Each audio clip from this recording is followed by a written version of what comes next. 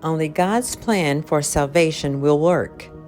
A Course in Miracles Workbook Lesson number 71. You may not realize that the ego has set up a plan for salvation in opposition to God's. It is this plan in which you believe.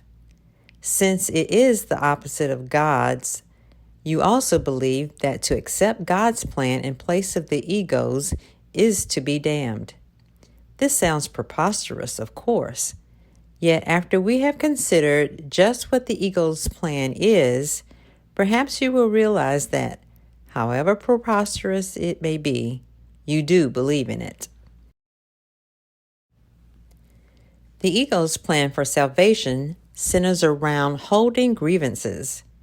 It maintains that if someone else spoke or acted differently, if some external circumstance or event were changed, you would be saved. Thus, the source of salvation is constantly perceived as outside yourself. Each grievance you hold is a declaration and an assertion in which you believe that says, if this were different, I would be saved.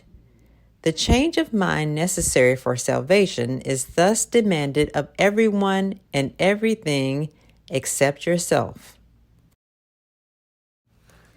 The role assigned to your own mind in this plan, then, is simply to determine what, other than yourself, must change if you are to be saved.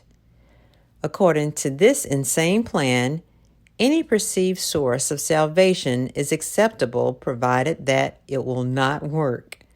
This ensures that the fruitless search will continue, for the illusion persists that, although this hope has always failed, there is still grounds for hope in other places and in other things.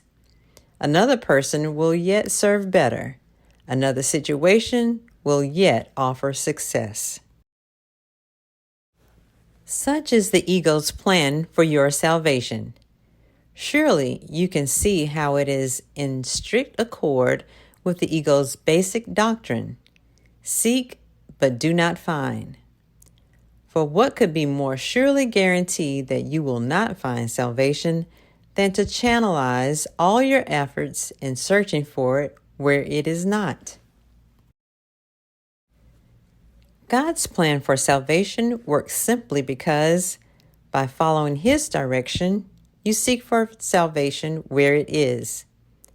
But if you are to succeed, as God promises you will, you must be willing to seek there only.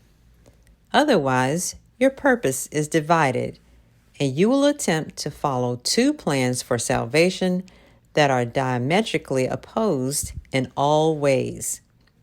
The result can only bring confusion, misery, and a deep sense of failure and despair. How can you escape all this?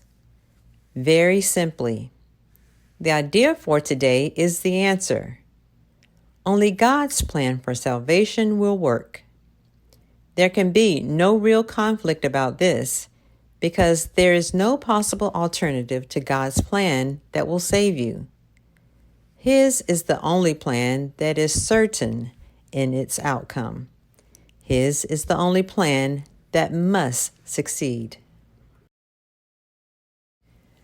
Let us practice recognizing this certainty today, and let us rejoice that there is an answer to what seems to be a conflict with no resolution possible. All things are possible to God. Salvation must be yours because of His plan, which cannot fail. Begin the 2 longer practice periods for today by thinking about today's idea and realizing that it contains 2 parts, each making equal contribution to the whole. God's plan for your salvation will work, and the other plans will not. Do not allow yourself to become depressed or angry at the second part. It is inherent in the first. And in the first is your full release from all your own insane attempts and mad proposals to free yourself. They have led to depression and anger, but God's plan will succeed. It will lead to release and joy. Remembering this, let us devote the remainder of the extended practice periods to asking God to reveal His plan to us. Ask Him very specifically, what would you have me do? Where would you have me go? What would you have me say, and to whom? Give Him full charge of the rest of the practice period, and let Him tell you what needs to be done by you in His plan for your salvation. He will answer in proportion to your willingness to hear His voice. Refuse not to hear. The very fact that you are doing the exercises proves that you have some willingness to listen. This is enough to establish your claim to God's answer. In the shorter practice periods, tell yourself often that God's plan for salvation, and only His, will work. Be alert to all temptation to hold grievances today, and respond to them with this form of today's idea.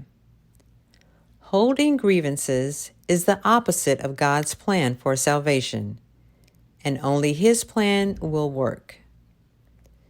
Try to remember today's idea some 6 or 7 times an hour.